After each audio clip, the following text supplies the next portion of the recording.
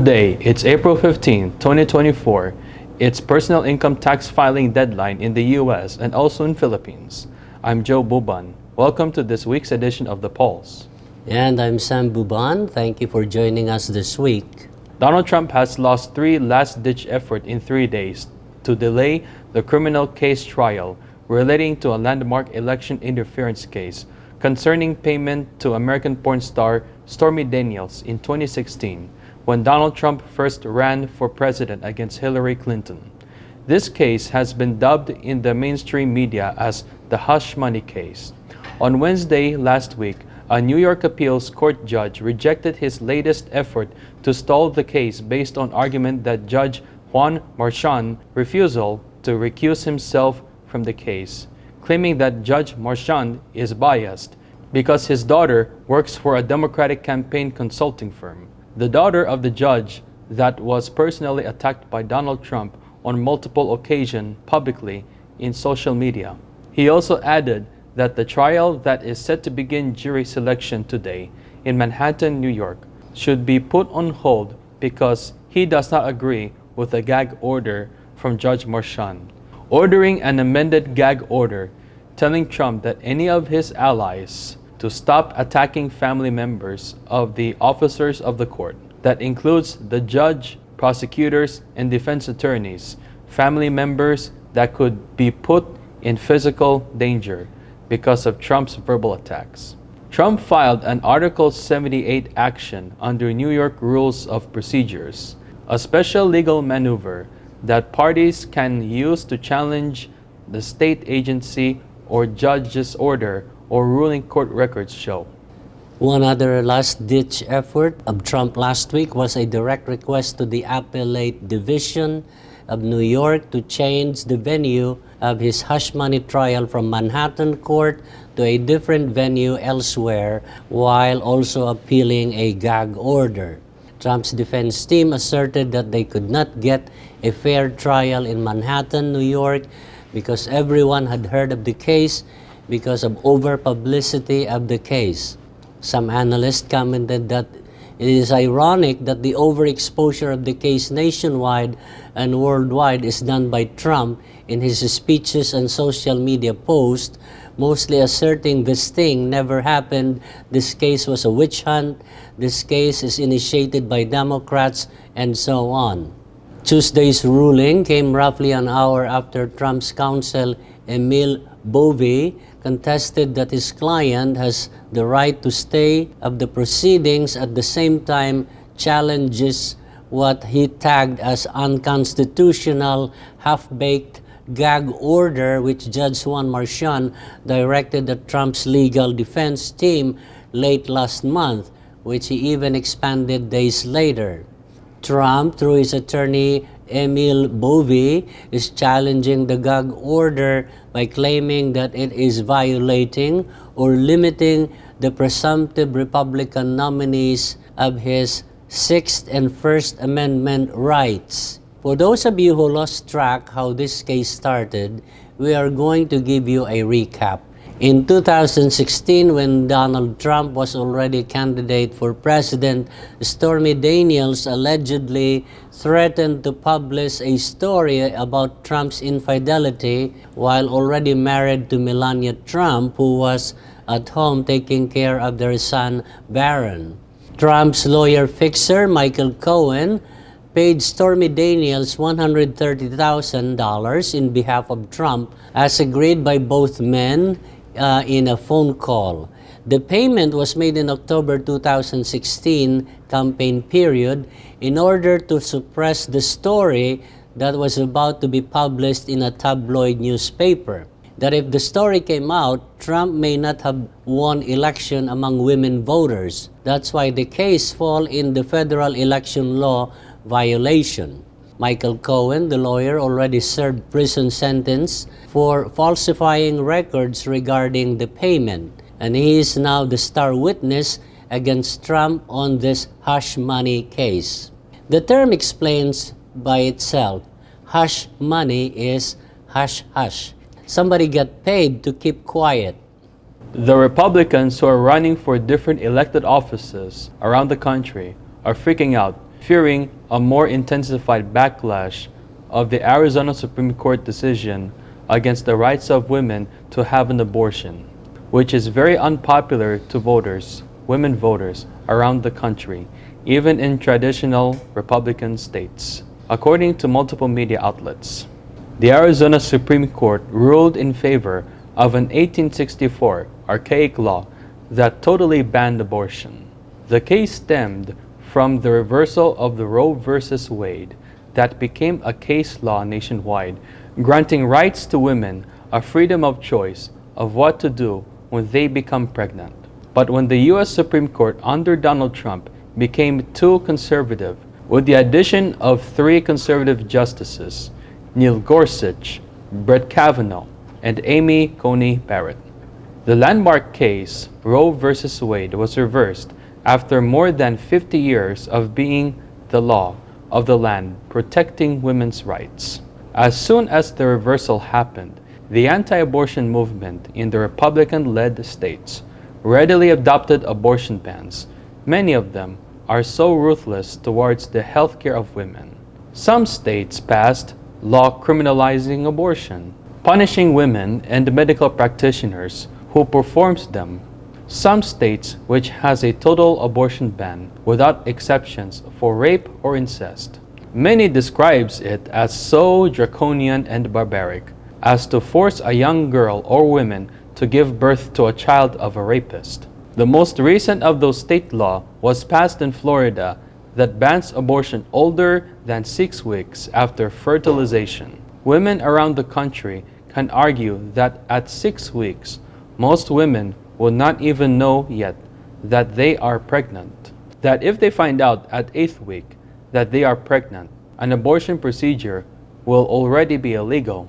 So, in essence, it is a total ban, masquerading to have a prescribed period when it is allowed, when up to a period when women don't know yet that they are pregnant. That is according to many women's rights advocates that have spoken against it. Many describes this ban and legislative actions in Republican states as their war against women, a war against human rights of women. The Arizona 1864 law, which is as old as the Gettysburg Address, which is in the books even before Arizona got its statehood, was suspended in the state of Arizona in 1973, shortly after the decision of Roe v. Wade. And now that there is no more Roe v. Wade, anti-abortion activists, mainly from ultra-conservative, white evangelicals, Christian nationalists, went to court to restore the 1864 total abortion ban, which does not allow even in cases of incest and rape. The Arizona Supreme Court upheld this ancient law, but noted that the only exception is when the life of the mother is in danger, but not the life of the unborn. The Arizona Supreme Court decision was criticized in Arizona and nationwide as draconian, including the state attorney general Chris Mays, who is a Democrat, Kari Lake, the Republican who is running for the U.S. Senate this year and who lost in the 2022 election for governor in Arizona, also disagreed with the court's decision. And Donald Trump, under pressure from Republicans to clarify his position on abortion, which many of the Republican candidates is their losing issue, went on the air to say, I was responsible for ending Roe v. Wade and proud of it, but let us leave it to the individual states whether or not to ban abortion. Republican candidates were hoping the issue would go away, but it exploded again in Arizona. We are going to take a commercial break. Please stay with us.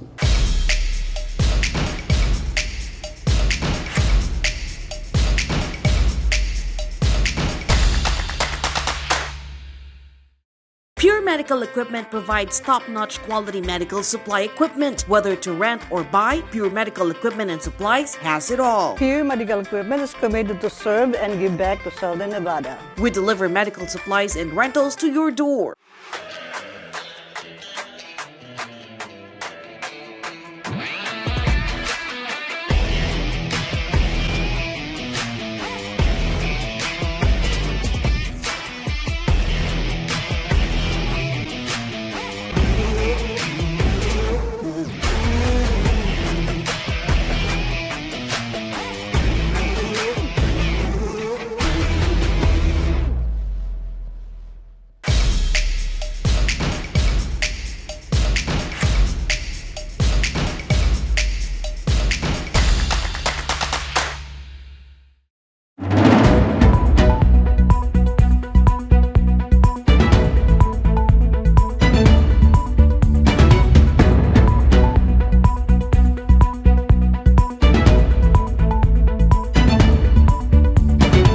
Welcome back to the polls.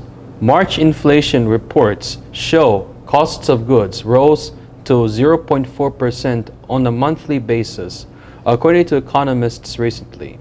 This is the deal year after year. Inflation rose by 3.5%, more than expected, more than what was reported last month. People should really prepare for the fact that prices of commodities, especially basic needs, are really increasing. We can say that inflation really has a big toll on most economies recently. However, according to an interview with Investopedia's editor-in-chief, Caleb Silver, by one of NBC News anchor, saying that inflation is still out of the Fed's control this time. We see higher prices for food, clothing, shelter, and energy every day. Currently, if we look at the trend, which most of the experts care about, if this is a temporary deviation from the previous trend, or a trend that inflation is creeping higher and higher, not lower as the days passed. Thus, this would impact the Fed's decision to lower rates. They may not lower rates at all. Money is really tight these days, and each day, the cure for high prices is basically high prices. Eventually, consumers tap out, but interest rates would keep going higher and higher. Overspending by the people should be in control because high prices and high interest rates is here for a while. Ex-Trump Organization Chief Financial Officer Allen Weisselberg was sentenced to 5 months in jail for perjury during the civil fraud case trial that was tried by Judge in Goron. After the sentencing, Allen Weisselberg was immediately handcuffed and brought to jail. He already previously served 5 months at Rikers Island Prison for complicity to falsifying financial records at the Trump Organization and a $765,000 fine to be paid by him to the state of New York.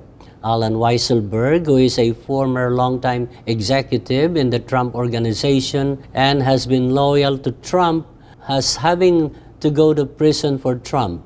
During the trial that was being prosecuted by New York State Attorney General Letitia James, Weisselberg lied that he did not know the actual size of Trump's penthouse that was declared as 30,000 square feet, but the truth is that was only 11,000 square feet. But the valuation of the asset was for 30,000 square feet for purposes of loan collateral and insurance coverage. But the evidence that he lied on the stand was an email he made to another Trump org employee who emailed Weisselberg about the actual size. Allen Weisselberg has been an employee of the Trump's family for almost 50 years. Now at 76 years old, he is headed for a second stint at Rikers Island Prison. In our international news, BBC reports that 3 of his sons were killed in an airstrike. Hamas leader Ismail Haniyeh told BBC.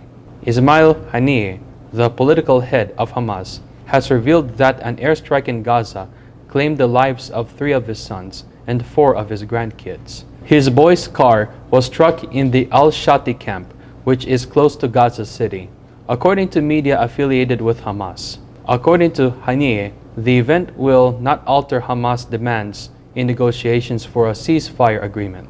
The sons belonged to the military arm of Hamas, according to Israel's military. According to reports, the group was traveling to a family celebration in honor of the first day of Eid, a Muslim holiday. 3 sons, Muhammad, Amir, and Hazim, had stayed in Gaza during the conflict, Haniyeh revealed. 4 of Haniyeh's grandkids, Mona, Amal, Khaled, and Razan, were among those slain in what Hamas later claimed to be a treacherous and cowardly strike. While visiting injured Palestinians who had been flown to the capital of Qatar, Doha, for medical attention, the home of the head of Hamas, Haniyeh, claimed to have learned of the news. The adversary will be deluded if it believes that targeting my boys during the height of the ceasefire discussions before the movement response will force Hamas to change its position, he he said. It will only make them stronger. In Ecuador, another serious diplomatic incident happened last week that has not happened anywhere in the world in 45 years. Police commando units broke into the Embassy of Mexico in Ecuador to arrest the Ecuadorian Vice President who was seeking asylum in the Mexican Embassy in Quito, Ecuador. The President of Ecuador ordered the forcible and armed entry into the Mexican Embassy in Quito to arrest the Vice President of Ecuador who was charged with corruption, who sought asylum at the embassy. The order violate the sanctity of the embassy of another country was ignored by the Ecuadorian president, saying that the fugitive vice president was a flight risk and would escape Ecuadorian justice system. Worldwide protests by different governments were voiced against Ecuador for violating the international law. Under the international diplomatic norms and convention, an embassy is a foreign territory in a host country and cannot be violated. As a footnote to this, Israel recently bombed the Iranian embassy in Syria. In response, Israel is preparing for a potential attack by Iran. The first time such incident happened in the world was in November 4 of 1979, when Iranian Islamic Revolutionary students stormed the U.S. Embassy in Tehran, Iran, and held U.S. diplomats hostage for almost a year, before being released under the shadow of a political scandal in the Reagan presidency, what was dubbed as the Iran-Contra affair. The hostages were released, but the investigation of the backdrop of the release reveals arms were traded for the hostages. President Reagan's national security advisor went to prison for perjury and took the fall for the administration. We are going to take a commercial break. Please stay tuned.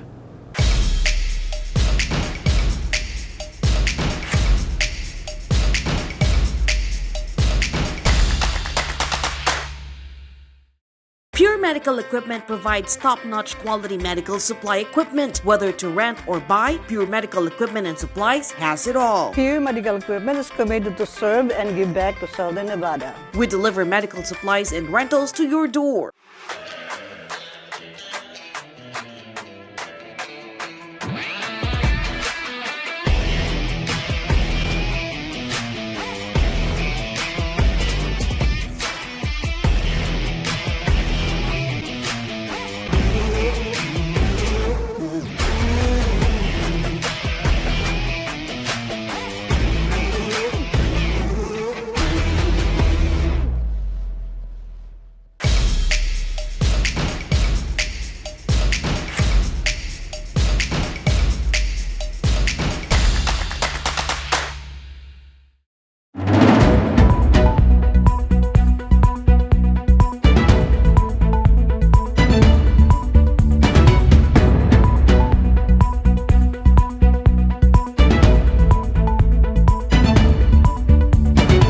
Welcome back to The Pulse. In a report from Al Jazeera, South Africa's Jacob Zuma has won a judicial bid to contest for a forthcoming election. A South African court has declared that former President Jacob Zuma can compete for office in the country's forthcoming general election, overriding a previous ruling that prevented him from running.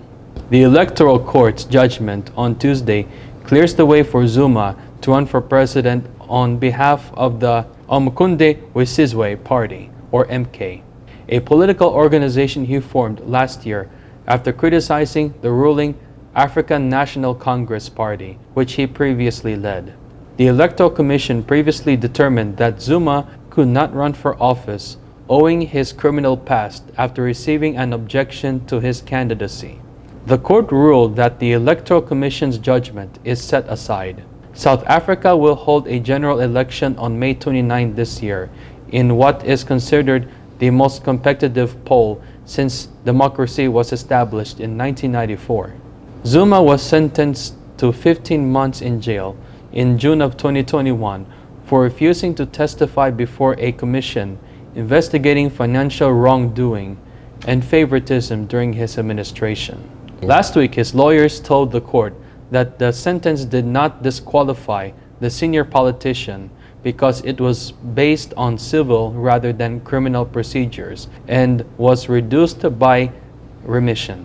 South African political expert Jadra Omarjel described Tuesday's outcome as highly surprising. Jacob Zuma continues to leave us in shock, as he did during his 9 years as President of South Africa. She went on to say the verdict comes as the ANC is floundering in the polls, owing to a sluggish economy and allegations of corruption and incompetence. South Africans will vote for a new parliament which will then elect the president. In Vietnam, Trong My Lan, the Vietnamese billionaire and real estate tycoon, was charged with a massive fraud and theft of billions of dollars from the Saigon Stock Commercial Bank, which he owned and controlled.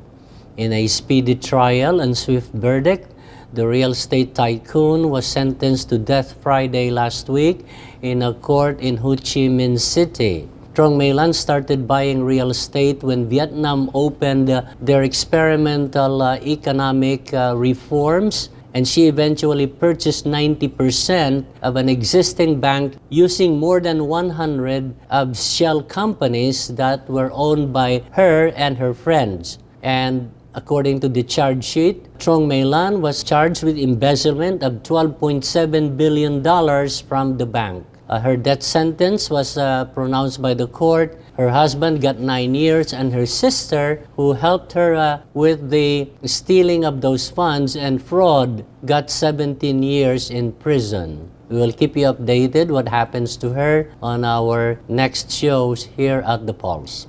We are out of time for today's episode. Please join us again next time. I'm Joe Buban. Thank you for watching. And I'm Sam Buban. Thank you, and God bless your week.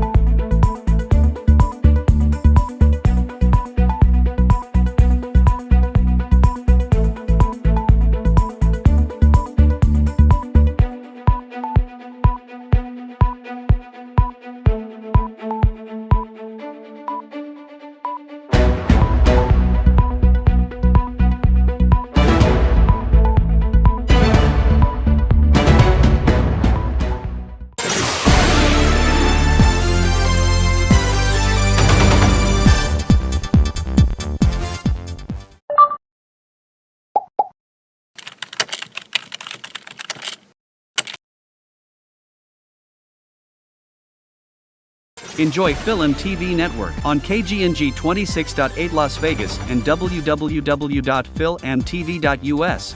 Search for and download FilAmTV Network in Roku, Amazon Fire TV, Facebook, and YouTube. Download the WCE TV app from smartphones and search for FilAmTV.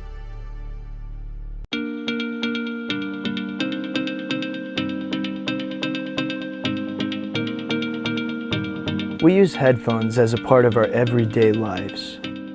Whether we're at work, getting exercise, meditating, in transit, studying, practicing, or relaxing. Hi, I'm Ryan Sway, the founder of Aircom. I would like to introduce the world's first wireless airflow audio earbuds. As a festival and a concert junkie, I really enjoy the live experience of being there and feeling the music.